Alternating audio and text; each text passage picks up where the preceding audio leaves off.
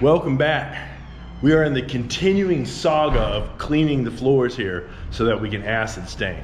Now we've already done a full pass through the whole house where we used the buffer, scrubbed everything, then we went back and we mopped everything. In this room, we've already gone through and done a second scrubbing. And who was the person that said don't use the squeegee? Whoever said that was right. Yeah, whoever said don't use a squeegee is right. Now, I think if it's as dirty as it was when we were doing it, squeegee's nice to pull everything together and then quickly vacuum it up. But we've gone back through everything and we've done a second scrubbing, and I can even see a couple spots in here we're gonna have to come over and spot mop. But we've done a second scrubbing through everything and pulled up most of the dirt. Now we are on the other side getting ready to do another scrubbing. I'm not showing it because it's getting a little old, a little long in the tooth, nothing but scrubbing the floors. So later tonight or tomorrow morning, when we get to the point where we're doing the actual etching, I'll start filming again. All right, it's been a long day of cleaning. It's about little after 6 o'clock in the evening. We're gonna work about another 3 hours and then call it quits. We've gone ahead and mixed up our etching acid, and Japan is gonna go ahead and start putting some water down, moistening up the slab. And we're just gonna do it one cut square at a time. The saw cuts kind of divide this up into nice little pieces, so that's how we're gonna do it.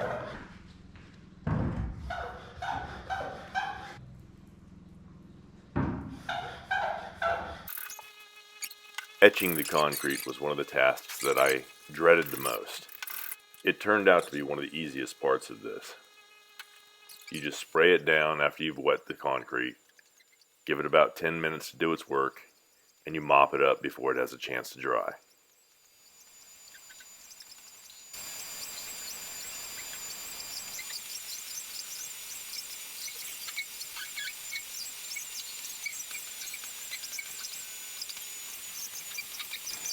So I think we let it dry, and then just make sure there's no crust on there, like no salt. It's basically a crusty kind of salt that forms on it, and if not, then we move on to the next side and do it the same way. Next block.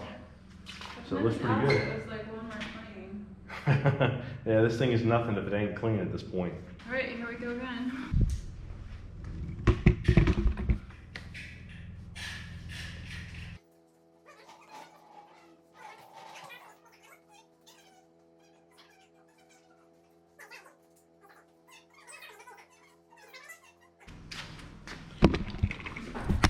So after putting the etching down, something we have not seen before, I can catch a little bit of sparkle at an angle over here in the cement that hasn't been done, but in the cement that we just put the etching on, it opened up the pores so much that you can see the aggregate that was inside the cement. Little bits of white stone and tan stone all inside there. It'll be interesting to find out what happens when we put the acid stain on that, what it turns into.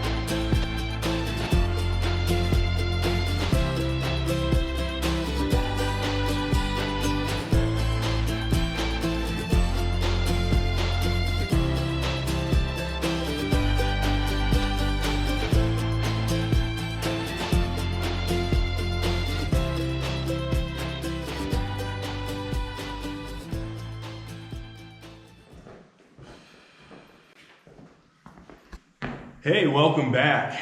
We worked till late last night getting everything prepped up here, and we got this first area, this main room. It's about 1/3 of the square footage of the house. Got that completely etched and cleaned last night. Now, one of the things you got to do when you're using that acid etch for the concrete is make sure that you get it up while it's still wet, because if it dries on the concrete, you end up with a salt-looking, kind of a crusty salt-like residue on it. So we checked that out to make sure nothing like that had formed overnight. Looks like we're good. One of the things that we noticed is that there's kind of a yellowing to the cement. Now, that's not the end color, so it doesn't really matter. This is prepping it so that it will absorb the acid that we're going to put down.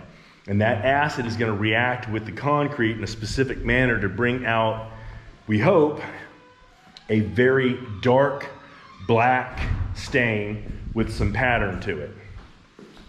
Every cement is different, so the reaction that you get and the coloring you get is going to be different. Preparation work is everything. Prep work is probably 3/4 of the work that goes into this.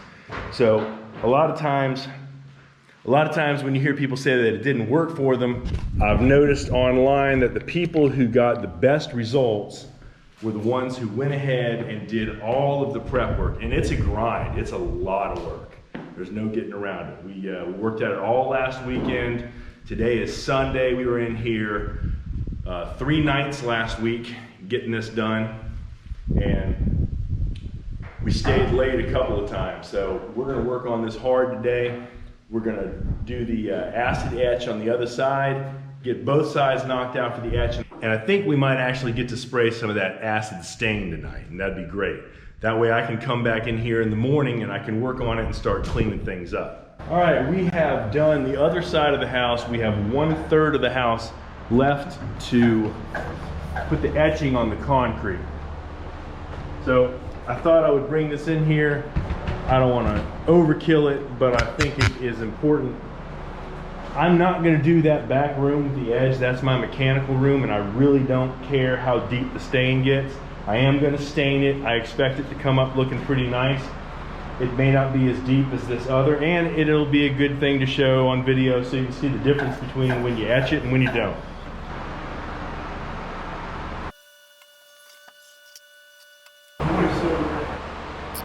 Building your own house means setting your own schedule. There are a lot of days, like this day, where we push through a task and we don't stop for lunch. This was one of those days, and by the time we finished etching the floor on both sides of the house, it was after 5 p.m. We took a break, and our Sunday lunch became our Sunday dinner. We sat and we talked about the house, about our kids, some of our friends, and the things that are going on in the world, just like people always do on Sunday dinner.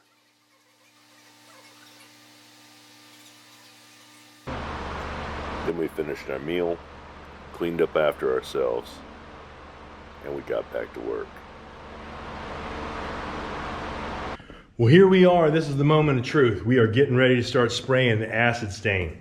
Now, we could dilute it, 1 gallon of water to 1 gallon of stain, but we opted to go just straight stain. We have 14 gallons of acid stain and 2,500 square feet. So we're supposed to get 200 to 400 square feet out of a gallon.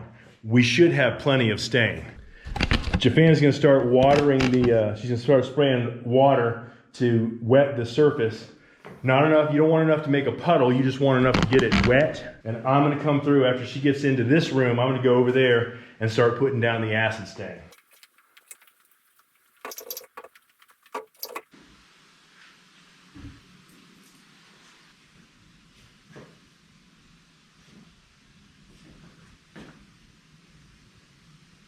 I'll see you there in my pocket. Okay, thank you.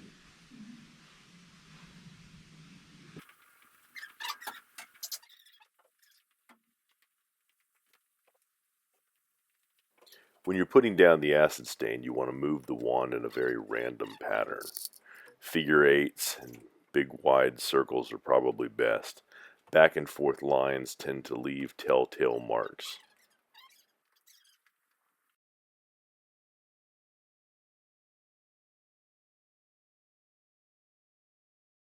Hello. Designed to be able to take it.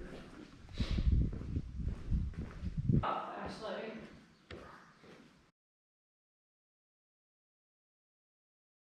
As we were doing the first section of the house with the stain, there were lots of questions.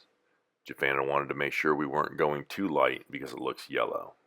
Now we know that there's an acid reaction, and at first you'll have one color that in this particular case it looked kind of like Easter eggs. We knew to expect that it would darken over the next 6 hours. The plan was to spread the acid, come back in the morning, and see what we got. What we're going for is a very dark, rich, black color with a little bit of movement.